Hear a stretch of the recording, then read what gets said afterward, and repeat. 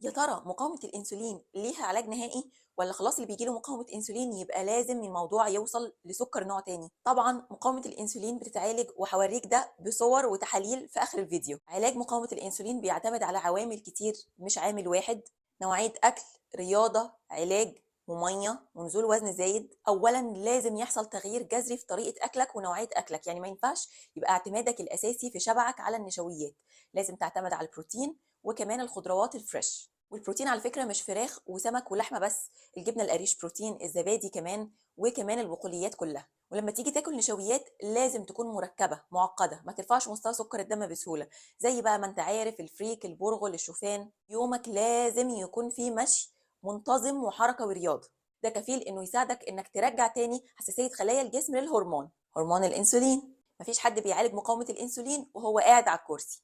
ولازم تعرف تتخلص من وزنك الزايد والدهون الزايده بطريقه علميه وتدريجيه، وده هيخليني افكرك بالميه، ان لازم تشرب ميه وتستهلك سوائل على مدار اليوم بحيث ان هي تغطي احتياجاتك، لان مفيش حد بينزل في الوزن وبيخس كويس وشرب للميه قليل. وطبعا في ادويه كتير ممكن تساعد في الشفاء ان شاء الله من مقاومه الانسولين، بس لازم تكون تحت اشراف طبي.